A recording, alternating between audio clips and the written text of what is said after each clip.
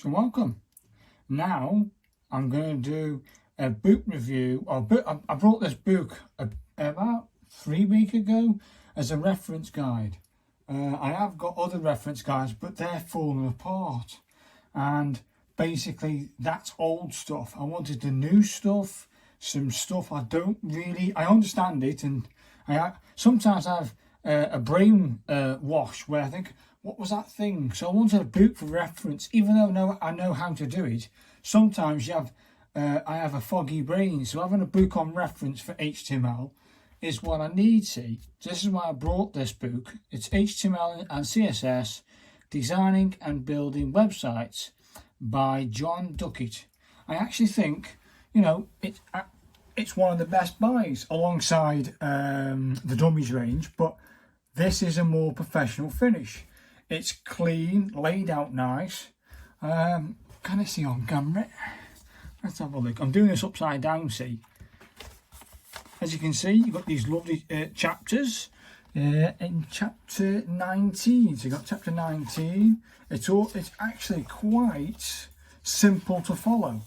And he takes you through the basic setup of each HTML page, of a HTML page.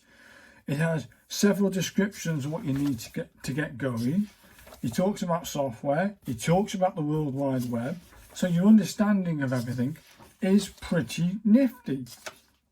So when he introduces a new concept, he introduces you. Can you see that? Yeah, you can. So this section here tells you what you're going to be doing in this, and that's sort of the finished product.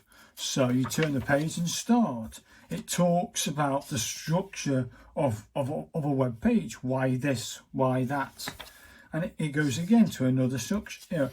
It keeps on going. He introduces sections like this, so it describes everything. There's the page on what you're typing, and he explains what it is, and then he gives you a working example to follow. After he describes all these different bits, he breaks down links into different segments and describes them all. It's a fantastic structure, clean. You've got these lovely sections where it shows you the code. I mean, it's very basic. It's a basic stuff. It's all basic. So if you are brand new to HTML, this book I highly recommend. If you're a professional and you do this for a living and you just wanted to get a book for a reference sort of idea, a guide, if you like, a reference guide. Oh, I forgot what EM something, spacing, line height. I forgot line height. Everything's in here. He goes through all the paragraphs. He then moves on to more. I'll just spin it round so I can see what I'm looking at. He goes images. He does heights of images. He does all sorts of things. He even talks about getting your images ready for the web, all kinds of stuff. He talks about the different things you can implement into your websites, like Flash, GIF, all kinds of stuff into your web page. He talks about hosting, etc., etc. There's so many things that he talks about, and then he moves on to a very, I would say, let's just get the start of it. Where are we? There, it's here. So this here is mainly what I brought it for, because sometimes I definitely have a brain fog when it comes to my CSS. So sometimes having a guide there just helps my brain think, that I forgot how to do that. Okay, I've got that. Okay, I've got that. So basically, a big section on CSS, and then as you progress through, he starts talking about page sizes, column grids. He talks about he does talk about responsiveness, and he uses a framework to do so. He doesn't go into detail into like hard coding it. That's sort of, it's a bit special, that one. You have to go and do that yourself and work that out for yourself, or just carry using the frameworks, because most of these frameworks you can just hook into it by a link and use that framework, and that's it. None of the other components. I'm thinking about what's it called? Not blue thingy. Ooh, what's it called? you got CSS3, I think it is, something schools, W3S or something, or W3SC, that's schools, that's free, a free framework. Bootstrap, that's free. And then there's another one, but I think it was Bootstrap I was thinking of. So I think we use a certain type of framework in here. It's very easy. He gives you the link anyway. You then discover what responsive web design is. He touches on it a little bit, you know. And so as you get further on into the book, it gets in depth. You can see this. It's all there. It's basically all code after that. And then we have summary of layout, and then he does a big section at the end called images, and you know, it's a big part of the web. People don't understand why other people talk about images and the size of the images, etc. And he goes through it all, how to implement your own images into your own web pages. The book is absolutely fantastic. New HTML5 layout examples. It goes into new HTML5, it's all up to date, because everything now is web. If you're doing anything HTML, it should be in HTML5, because everyone's switching to it, because I think all major browsers do it now. I think certain browsers have different levels of HTML5, but the majority will render that website good. It goes into, what's this?